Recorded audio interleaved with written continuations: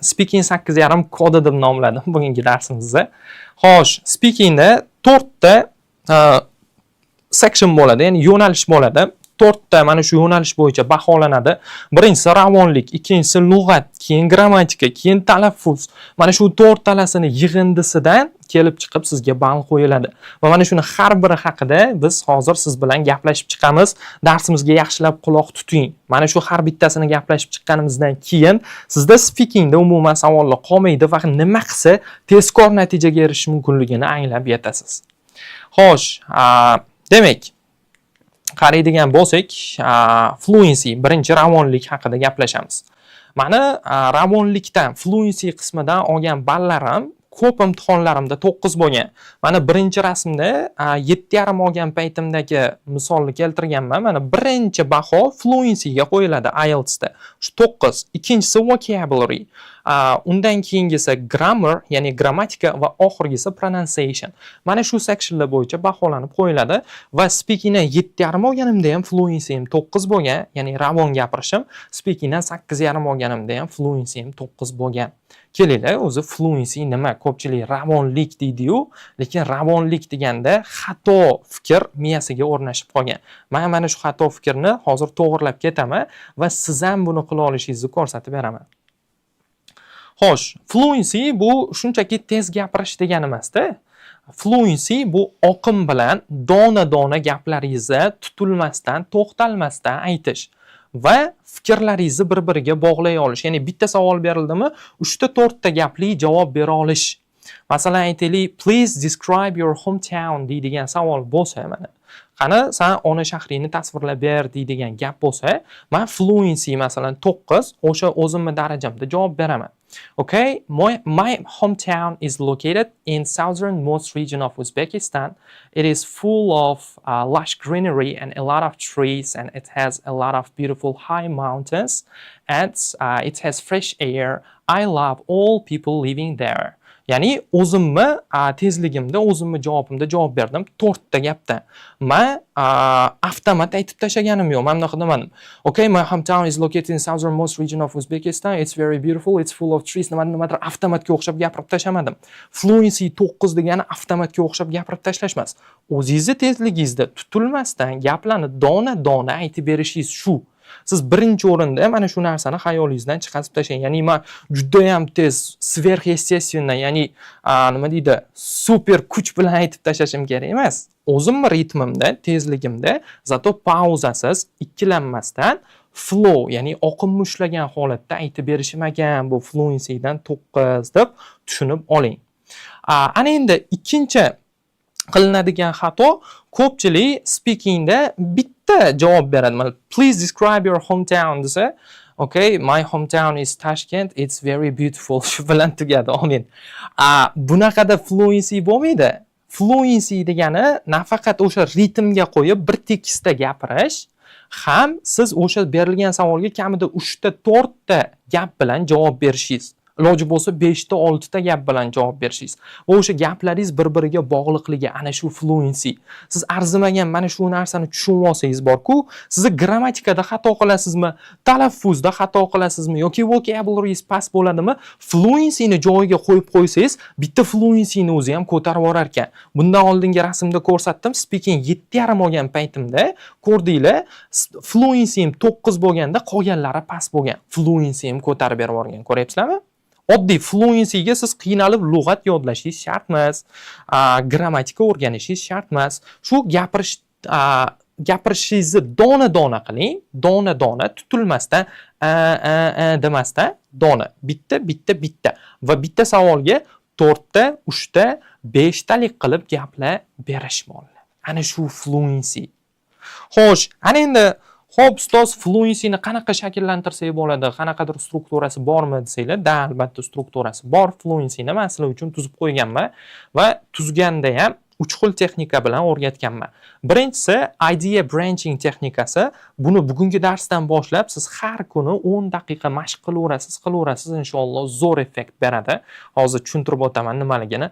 Ikkinchi o'rgatadigan texnikam sizga echo shadowing bo'ladi. Echo shadowing bu o'sha native English speakerlar bilan, ya'ni inglizlarni o'zini ovozini taqlid qilib gapirish. Hozir buni ham yaxshilab tushuntirib o'taman va keyin bitta so'zga 5 ta 6 ta gap yasash, bir-biriga ulash. Buni ham har bitta texnikani sizga hozir yaxshilab tushuntirib o'taman.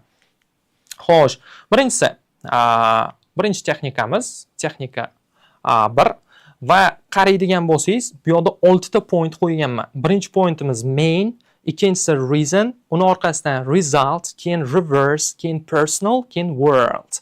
Mana shu 6 ta ketma-ketligi sizni ideyalaringizni, ya'ni fikrlaringizni tinglovchiga oqim bilan bez pauza borishini mana shu narsa ta'minlab beradi. Bitta savol berilsa ham, men 6 ta gap bilan unga chiroyli javob berib qo'ya olaman. Siz ham chiroyli javob berib qo'ya olasiz bugungi darsimizdan keyin. Mana qarang, oddiy savol. Do you like reading deb savol berganman. Do you like reading? Ya'ni siz o'qishni yoqtirasizmi degan savol berganman. Ana endi main degani main. Ha, yoqtiraman, yo'q, yoqtirmayman degan joyi, qismi. Va men nima dedim? Yeah, I love it. Ha, men uni sevaman dedim. Ana endi reason, sababi.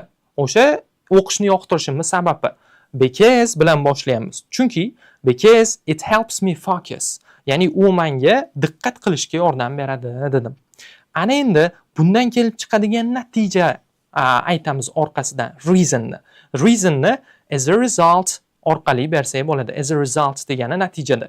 As a result I sleep better. Ya'ni natijada men yaxshiroq uxlayman, ya'ni kitob o'qisam. Undan keyin reverse degan qismiga o'tamiz. Reverse degan qismi o'sha aytgan fikringizga ozroq qarama-qarshi fikr aytish. Ya'ni o'sha fikrni ozroq yomon tarafini ham eslatib ketish.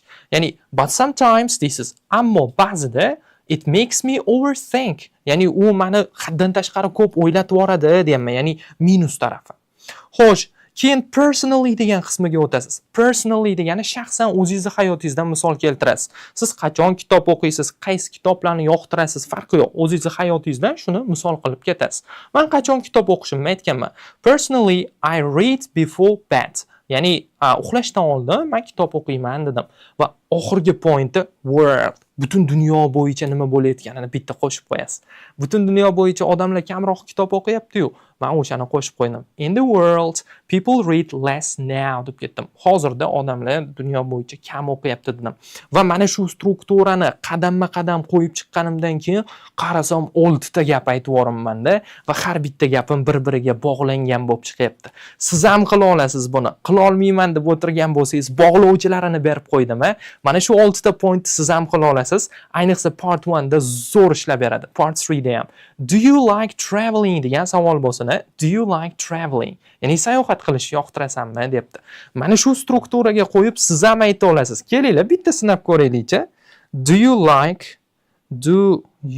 like traveling? Qani mana shunga ham, mana shu 6 ta qadamli strukturaga qo'yib sizlar bitta tuzib beringlar-chi javobinglarni. Men hali ham gap tuza olmayman, ideya kelmaydi deb o'tirasizmi yoki bittada tuzib borasizmi? Bittada tuzganda ham 6 tali javob tuzib borishingiz mumkin ekan.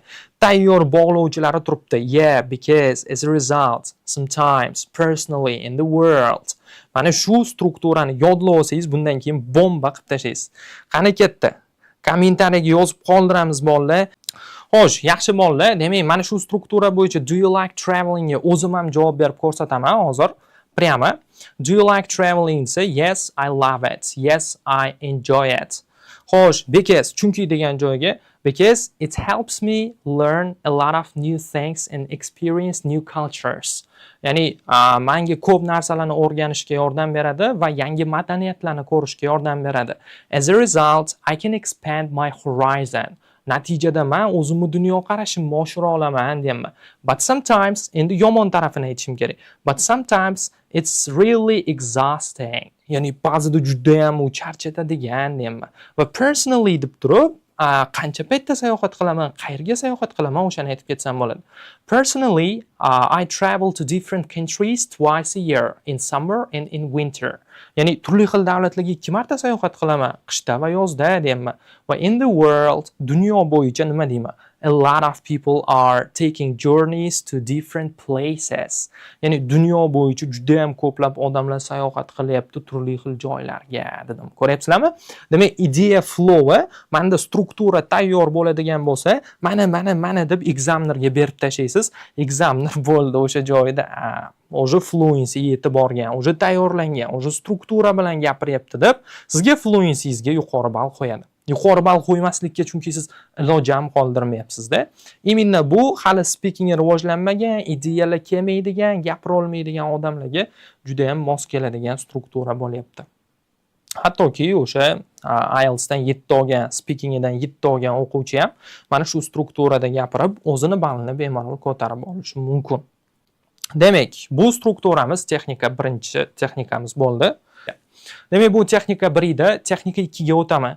Texnika 2 da siz fluencyni yaxshilash uchun, ya'ni fluency degani o'zi bunday olib qarasa, fikrlar ketma-ketligi, fikrlar oqimi. Siz bitta gapingizni ikkinchi gapingizga bog'lay olishingizda, masalan, sizga bitta gap aytilsa, xuddi bitta so'z aytilsa, o'sha so'zni atrofida siz masalan 5 ta 6 ta gap qurib bera olsangiz, ana shu sizni fluencyingiz yaxshiligidan darak beradi. Qurib bera olmayapsizmi, o'shani mashq qildirsangiz, fluencyingiz ancha yaxshi darajagacha chiqib boradi. Masalan, music so'zini oladigan bo'lsak, doskada ko'rib turibsizlar, music va musicga doir men 6 ta gap tuzaman. It calms me down, ya'ni meni tinchlantiradi musiqa. I often listen to jazz, ya'ni men tez-tez o'sha jazz musiqasini tinglayman, especially at night. Ayniqsa kechqurun deyman. It reminds me of my father, ya'ni u menga dadam haqida eslatadi. Jazz musiqasi deyman. Unlike rock, it's softer, ya'ni rock musiqaga o'xshamaydi, u yumshoqroq degan ma'noda kelyapti. Va 6-chi gapim, I think music is therapy for many. Ya'ni men o'ylaymanki, musiqa bu ko'pchilik uchun terapiya. Ya'ni siz imенно fluencyga urmoqchimisiz, fluencyni rivojlantirmoqchimisiz, siz o'sha bitta so'zga beriladigan bo'lsa, masalan, kitob so'zi berilyapti sizga, musiqa so'zi berilyapti yoki hometown so'zi berilyapti, yoki aytaylik nature so'zi berilyapti. Mana shunaqa so'zlarga siz mana shunaqa 5 ta 6 talik gaplar tuzib chiqa olishingiz kerak atrofida. Bu anglatadiki, sizga speakingda savol berilganda siz bitta yoki 2 ta gap bilan cheklanib qolmaysiz, chunki siz mashq qilgansizda. Siz bitta so'zga 5 ta 6 ta gap tuzib borgangansizda. Kamida 3 ta 4 ta 5 talik gap qilib javobinglarni berib tashlaysizlar va fluencylar mana shu topga chiqib beradi. Bu usulni menimcha sizga hali hech kim o'rgatgani yo'q. Bu usul sizga nafaqat speakingga, balki writingga ham ancha-muncha yordam bera oladigan usul bo'ladi bu. Echo shadowing. Xo'sh, echo shadowing usuliga keldik. Echo shadowing nima edi bolalar? Ko'pchilik ingliz tili o'rganuvchilarda bitta katta muammo bor-da. Ko'pchilik ingliz tili o'quvchilari nima qiladi? Bir xil monoton gapiradi. Gapirguncha mana yuz ifodani o'zgartirish umuman esiga kelmaydi. Mana bu gapirguncha tonlarni o'zgartirish umuman esiga kelmaydi. Mana qilib gapiradi. Do you like your hometown desa, masalan, hometowningni yoqtirasan desa, yes, I like my hometown because it's very beautiful. It has fresh air and it has a lot of beautiful places deydi-da. Xo'p, bunda aytaylik to'g'ri, vocabulary bor, tutilmasdan gapiryapti, lekin robotik bo'lib qolyapti, robot. Ya'ni uni eshitgan odam hech qanaqa emotsiya olmaydi va uni eshitgan odam uni gapiga qo'shilib keta olmaydi. Imtihon olayotgan odam robot gapiryaptimi, odam gapiryaptimi deydi. Va fluencyingiz mana shuni hisobiga ham tushib ketib qoladi. Men ham qachonlardir xuddi shunaqa gapirganman, xuddi shu etapdan o'tganman va speakingdan 6 olganman. Men vocabularyim yaxshi edi, grammarim yaxshi edi, lekin imенно shuni deb speakingim 6 gacha tushib ketgan. Nega? Men hech qachon emotsiya bermasdim gaplarimda. Hech qanaqa yuz ifodalari bermasdim. Hech qayerda tonimni o'zgartirib, ko'tarib, pasaytirib gapirmasdim. Chunki bilmasdim-da. Keyin nima qildim-man? Keyin sekin-sekin o'sha kinolardan, YouTube'dagi o'zimni yoqtirgan blogerlarimni men taqlid qilishni boshladim. Ya'ni shadowing deyiladi ingliz tilida bu narsa, bilasizlar, to'g'rimi? Ya'ni uni men nafaqat og'zim bilan gapirib ovozini taqlid qildim. Balki bunday kuzatib turib, yuzdagi o'zgarishlarini ham kuzatdim. Ya'ni u qanaqa hissiyot berganda yuzini qanaqa qilyapti, qanaqa gapirganda toni qanaqa o'zgaryapti-yu, qanaqa tushyapti. Mana shu narsalarni kuzatdim. 1 oy kuzatdim. 1 oydan keyin o'sha 6 chiqqan edi natijam, o'zi speakingni 1 oy kuzatdim. Ya'ni serialdan o'zim yoqtirgan qahramonimni men ko'chirib oldim-da. 1 oydan keyin shunday boryapman. Fluency 9, speaking 7,5 bo'lyapti. Ko'ryapsizmi? 1,5 ga ko'tarilib ketyapti. To'g'ri, bu fluency faqat fluencyni hisobidan emas. U yerda talaffuz, grammatika degan narsalar ham bor va bugungi darsda xuddi o'shalarni ham o'rgataman. Ya'ni qanaqa qilib 6 dan qolganlari ham 8 gacha chiqib ketgan. Mana shu narsalarni ham o'rgataman. Va ko'pchiligingiz qiladigan xato mana shu monoton gapirish. Siz qancha lug'at yodlamay, qancha grammatika o'rganmay befoyda bo'lib qoladi agar bir xil monoton gapirsangiz. Shuning uchun har kuni 10 minut kamida vaqtingizni ajrating. Yoqtirgan serialingizdagi qahramoningizni, yoqtirgan ingliz tilidagi blogeringizmi, shunday qarang. Uni gaplarini og'zingiz bilan takrorlang. Bu shadowing deyiladi, okay?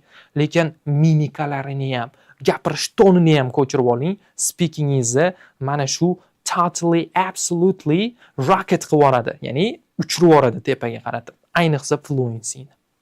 Mana shunga ham ko'pchilik e'tibor qaratmaydi bolalar. Xo'sh. Demak, mana shu uchala texnikamiz fluency haqida bo'ldi. O'ylaymanki, fluencydan bundan keyin sizlarda muammo bo'lmaydi.